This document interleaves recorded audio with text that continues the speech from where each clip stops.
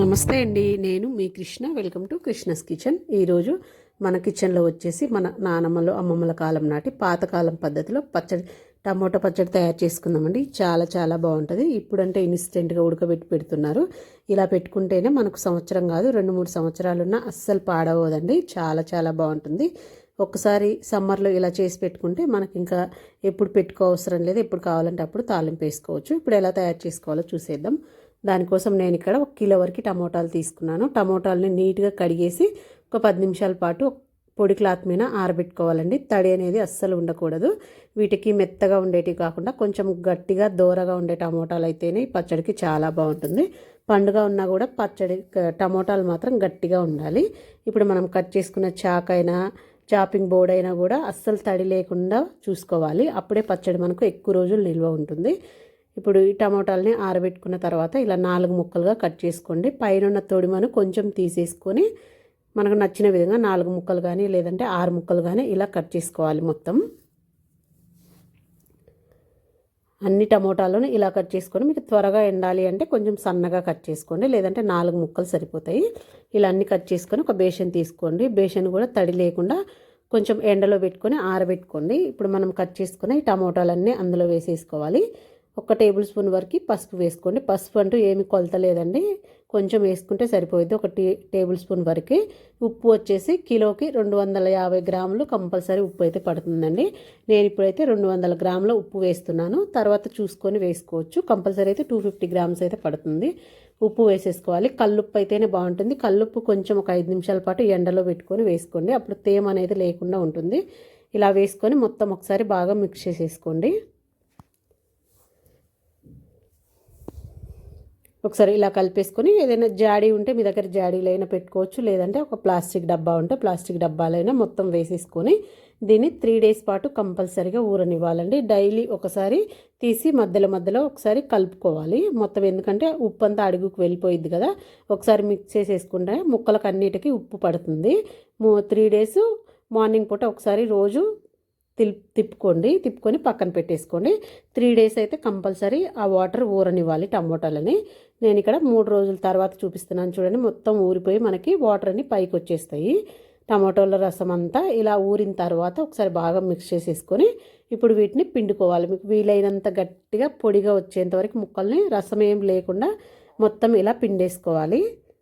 ఎంత ఎక్కువగా పిండుకుంటే మనకు ఆరడం త్వరగా ఆరుతాయి. ఇంకా ఇప్పుడు సమ్మరే కాబట్టి ఒక 2 డేస్లో ఈజీగా అయితే ఆరిపోతాయండి. చూడండి, మొత్తం ఇలా పిండుకున్న తర్వాత ఈ రసం పక్కన పెట్టేసుకోండి. ఈ రసం కూడా 1 రోజు ఎండలో పెట్టుకోవాలి. ఇంకా 2 డేస్ ఇంట్లో పెట్టేసుకోవచ్చు అండి. కంపల్సరీ 1 రోజు అయితే ఎండలో పెట్టుకోవాలి.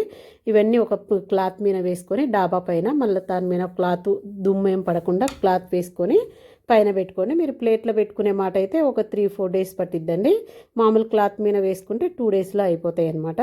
అయిపోయిన తర్వాత ఇది 3వ రోజు మార్నింగ్ పూట ఇందులో నేను ఒక 1 డే ముందు చింతపండు నానబెట్టుకోవాలి. మనం ఆ టమోటా రసంలో చింతపండు వచ్చేసి కేజీకి 200 గ్రాముల చింతపండు అయితే కరెక్ట్గా సరిపోయిద్దండి. అంతకంటే ఎక్కువ వేసుకుంటే మనకి పుల్లగా ఉంటుంది. 200 గ్రాములు అయితే కరెక్ట్గా సరిపోతుంది. ఇందులో ఏమైనా పిక్కలు కానీ పీచు కానీ ఏమైనా డస్ట్ కానీ ఇవి ఏ ఉన్నా కానీ నీట్గా తీసేసుకొని ఒక అరగంట పాటు ఎండలో పెట్టుకొని ఆ తర్వాత ఇందులో రసంలో వేసేసుకోండి.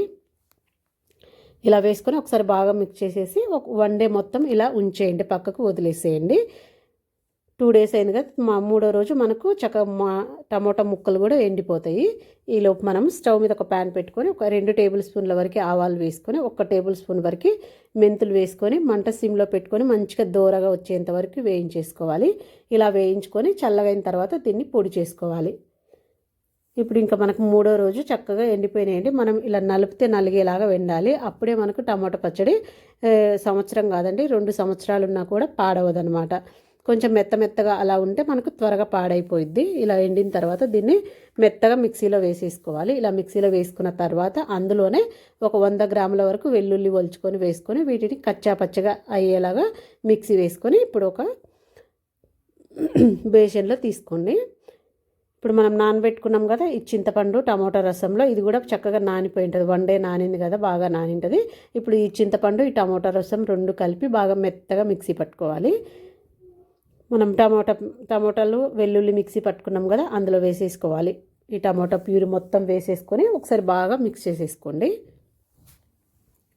ఇలా మిక్స్ చేసుకున్న తర్వాత ఇప్పుడు ఇందులో కారం వేసుకుందాము. కిలోకి 200 గ్రాముల కారం అయితే కరెక్ట్గా సరిపోయిద్దండి. మీకు కొంచెం ఎక్కువ తినేవాళ్ళు, ఎక్కువ నిల్వ ఉండేది కాబట్టి ఎక్కువ కావాలి అంటే 250 గ్రాములు వేసుకోండి, లేదంటే 200 గ్రాములు సరిపోయిద్ది. మనం రెడీ చేసుకున్న ఈ ఆవు పిండి, మెంతిపిండి కూడా వేసేసుకొని బాగా మిక్స్ చేసేసుకోవాలి. కిలోకి వచ్చేసి 250 గ్రాముల ఉప్పు, 250 గ్రాముల కారము కంపల్సరీ వేసుకోవాలండి. ఒక 100 గ్రాముల వెల్లుల్లి. ఇలా అయితేనే మనకు పర్ఫెక్ట్గా సరిపోయిద్ది. చింతపండు 200 గ్రాములు అయితే సరిపోయిద్దండి. ఉప్పు అయితే కంపల్సరీ 250 గ్రాములు వేసుకోవాలి, ఎందుకంటే మనకు నిల్వ ఉండేది కాబట్టి. కొంచెం ఎక్కువ ఉన్నా పర్వాలేదు, తక్కువ ఉంటే త్వరగా పాడైపోయిద్ది. ఇప్పుడు ఒక ప్లాస్టిక్ డబ్బా కానీ జాడీ కానీ తీసుకొని తడి ఏం లేకుండా ఒకసారి నీట్గా కడుక్కొని ఎండలో పెట్టుకొని ఆ తర్వాత డబ్బాలోకి తీసి పెట్టుకోండి. ఇంకా అస్సలు పాడవదండి, ఎన్ని సంవత్సరాలు ఉన్నా కూడా అలాగే ఉంటుంది. మనకు కావాల్సినప్పుడు కొంచెం తీసుకొని తాలింపు వేసుకుంటే సరిపోయిద్ది. ఈ పచ్చడి కొంచెం గట్టిగా ఉంటుంది, ఎందుకంటే నిల్వ ఉండేది కాబట్టి. కొంచెం లూజ్ ఉందనుకో పచ్చడి మనకు త్వరగా పాడైపోయిద్ది అనమాట, అందుకే గట్టిగా పెట్టుకోవాలి. ఇప్పుడు కొంచెం తాలింపు పెట్టుకుందాం. స్టవ్ మీద ప్యాన్ పెట్టుకొని ఒక 4-5 గరిటెల ఆయిల్ వేసుకొని, ఆయిల్ వేడెక్కిన తర్వాత ఒక టేబుల్ స్పూన్ పోపు గింజలు, ఒక 2 ఎండుమిర్చి, ఒక 10-15 వెల్లుల్లి రెబ్బలు సన్నగా కట్ చేసుకొని వేసుకోండి. అందులోనే కొంచెం కరివేపాకు వేసుకొని కొంచెం ఇంగు వేసుకొని తాలింపు పెట్టుకోండి. ఇప్పుడు మనం పెట్టుకున్న పచ్చడి కొంచెం వేసుకొని కలిపేసుకున్నామంటే మనకి టమోటా పచ్చడి రెడీ అయిపోయిద్దండి.